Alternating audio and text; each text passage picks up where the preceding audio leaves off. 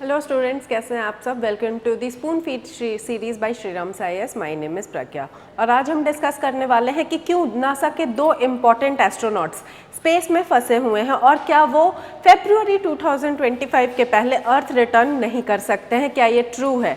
तो will be looking at the following points of discussion in our timeline today. सबसे पहले देखेंगे कि खबरों में क्यों है, फिर हम लोग देखेंगे कि जो सुनीता विलियम्स और बैरी विल्मोर है वो क्यों फंसे हुए हैं स्पेस में, फिर हम लोग ये देखेंगे कि जो ISS है that is the international space station, क्या उसमें इतनी जगह है कि वो उनको अकोमोडेट कर सके। फिर हम देखेंगे कुछ other records by other astronauts कि कितने ड्यूरेशन तक वो स्पेस में रहे हैं। फिर देखेंगे कि what happens to the human body in space, क्या क्या खतरा है, क्या क्या डेंजर है बहुत ज़्यादा दिन स्पेस में बिताने से ह्यूमन बॉडी को। लास्टली हम लोग प्रीवियस प्रैक्टिस क्वेश्चन और आज का प्रैक्टिस क्वेश्चन जो है वो डिस्कस करेंगे। तो चलिए आगे बढ़ते हैं अपने इस डिस्कशन में और देखते हैं कि बेसिकली न्यूज़ क्या है। तो जैसा कि मैंने बताया, नासा के दो इंपॉर्टेंट एस्ट्रोनॉट्स जो कि 8 डे मिशन पे गए थे but now they are stuck in space. ऐसा क्यों हुआ है? क्योंकि उनका जो एयरक्राफ्ट था बोइंग का स्टारलाइनर, उसमें डिफॉल्ट आया है, उसमें हीलियम लीक हुआ है और ऐसा कहा जा रहा है कि इस हीलियम लीक की सूचना पहले से ही नासा और बोइंग के लीडर को थी, बट वो इतनी ज़्यादा माइनर समझे उस चीज़ को कि मिशन अबैंडन नहीं किया गया and now they are stuck in space. अगर वो रिपेयर नहीं हो पाता है तो फरवरी 2025 से उनका अर्थ पे रिटर्न करना जो है वो मुश्किल है। मैंने रीजंस आपको बता दिया कि हाँ हीलियम लीक था, हीलियम लीक की शायद जानकारी उनके पास पहले से मौजूद थी। अब उनका जो प्रोपल्शन सिस्टम है, जो एयरक्राफ्ट का प्रोपल्शन सिस्टम था, वो काफ़ी ज़्यादा डिसफंक्शन कर गया। बट एक और एनॉमली यहाँ पे सामने आ रही है, जब ग्राउंड इंजीनियर्स उसको रिपेयर करने की कोशिश कर रहे हैं तो दे आर फाइंडिंग कि हाँ वो ग्राउंड पे तो मतलब वहाँ तक तो ISS तक तो ठीक से पहुँचा है, वहाँ जाके उसमें 5 और लीक्स हो गए हैं, बट वहाँ स्पेस में जाके वो ठीक से फंक्शन कर रहा है। तो basically they are not able to understand this physics behind कि क्या एक्चुअली हीलियम लीक हो रहा है, क्या वो सेफली उनको वापस लेके अर्थ आ सकता है या दूसरे एयरक्राफ्ट से उनको वापस बुलाना पड़ेगा। इनके जो थ्रस्टर हैं, जो एयरक्राफ्ट थी उसकी जो थ्रस्टर है वो भी फेल हो गई है। तो ये सारे रीजंस के कारण they are still stuck in space. आगे बढ़ते हैं। अब ये देखते हैं कि क्या इससे पहले भी जो एस्ट्रोनॉट्स थे वो कितने ड्यूरेशन तक जो है वो स्पेस में रहे हैं। तो बेसिकली एक रिकॉर्ड है जो रशियन कॉस्मोलॉजिस्ट और एस्ट्रोनॉट वेलर पॉलिकॉव के नाम पे है, जिन्होंने सबसे ज़्यादा स्पेस में दिन बिताए हैं एंड दैट इज़ 438 डेज। इसके बाद फ्रैंक रूबियो भी जो है वो US के एस्ट्रोनॉट्स हैं जिन्होंने 371 डेज बिताए हैं ISS में। सुनीता विलियम्स की बात करें तो उन्होंने खुद ने भी बहुत ज़्यादा दिन जो है वो स्पेस में बिताए हैं। इससे पहले 196 डेज और उसके बाद 127 डेज। अगर हम दूसरे एस्ट्रोनॉट की बात करें तो 178 डेज इन टोटल उन्होंने स्पेस में बिताए हैं। तो this is not something unusual that is happening. हाँ, एस्ट्रोनॉट्स जो हैं वो मिशंस पे जाते हैं और वो स्पेस में काफ़ी दिन जो बिता कर हैं वो आते हैं और नासा यही स्टडी करने की कोशिश कर रहा है कि बहुत ज़्यादा दिन तक स्पेस में रहने का एस्ट्रोनॉट्स और ह्यूमन पे क्या इम्पैक्ट पड़ता है। काफ़ी सारे एक्सपेरिमेंट्स जो हैं वो नासा कंडक्ट करने की यहाँ पे कोशिश जो है वो कर रहा है। आगे बढ़ते हैं और देखते हैं कि ISS यानी जो इंटरनेशनल स्पेस स्टेशन है, that is a permanent science laboratory, एक unique kind of science laboratory है जो कि फंक्शन कर रहा है 400 किलोमीटर अबव अर्थ ऑर्बिट के। क्या ये एक्चुअली इनको अकोमोडेट कर सकता है या नहीं कर सकता है? तो हाँ, वहाँ पे इतनी जगह है, वहाँ जो ISS है वो कभी अनमैन्ड रहा ही नहीं है, 2000 से अनमैन्ड नहीं रहा है, वहाँ एस्ट्रोनॉट्स जो हैं वो रहते हैं।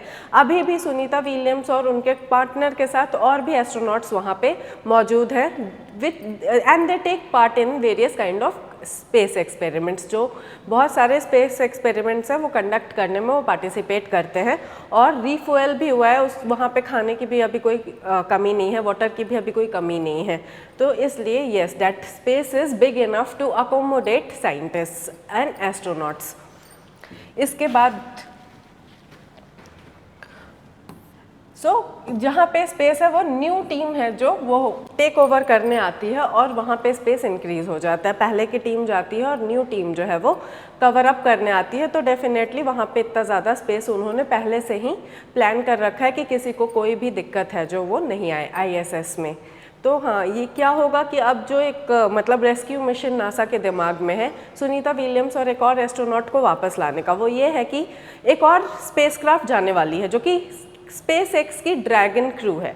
वो सितंबर में ISS के साथ जाने वाली थी 4 एस्ट्रोनॉट्स के साथ। तो अब उसमें स्पेस बना के they will just send 2 astronauts, और जो 2 एस्ट्रोनॉट्स हैं, ये जो दोनों स्टक हैं स्पेस में, वो उनको वापस ले आएगी। So this is the rescue mission which is NASA is planning. ठीक है, ऐसा होने जा रहा है अगर ये दोनों स्टार लाइनर से वापस नहीं आ पाते हैं तो।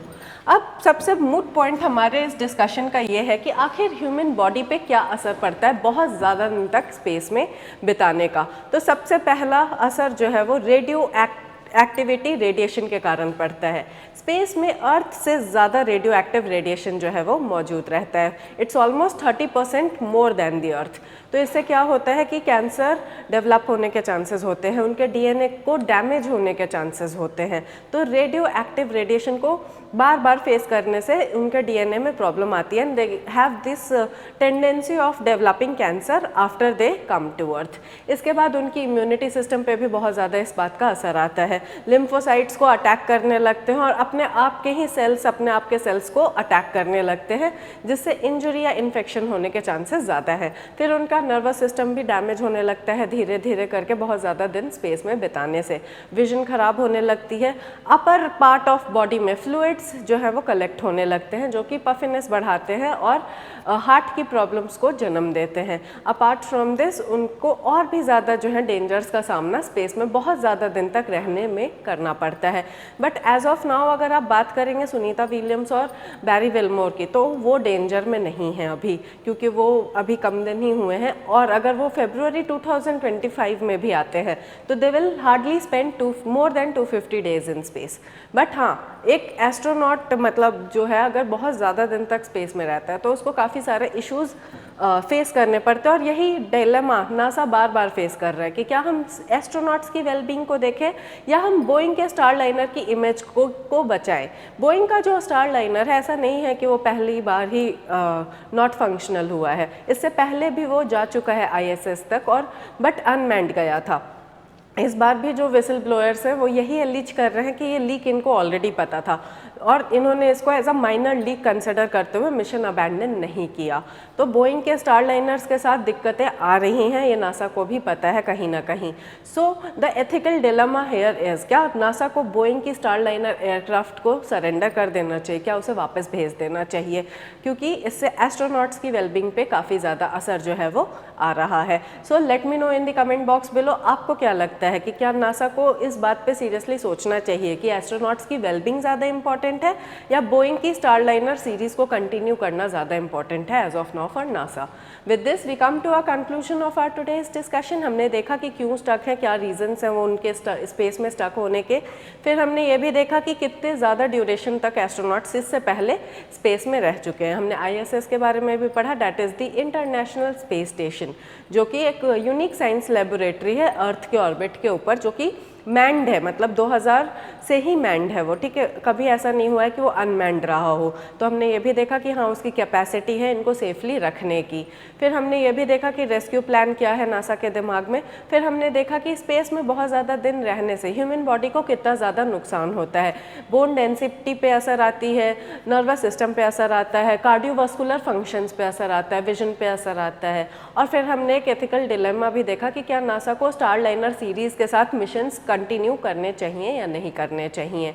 इसके बाद हम लोग देखते हैं जो हमारा प्रीवियस प्रैक्टिस क्वेश्चन था, जो मैंने आपसे प्रीवियस सेशन में पूछा था। क्वेश्चन ये था कि the Rajya Sabha has no power either to reject और amend a money bill. Your statement number 2 was the Rajya Sabha cannot vote on the demand for grants. Your statement number 3 is the Rajya Sabha cannot discuss the annual financial statements. So which of these statements given above is are correct? Option A was 1 only, option B was 1 and 2 only, option C was 2 and 3 only, and option D was 1, 2 and 3. So the correct answer for this question is option 1 and 2 only.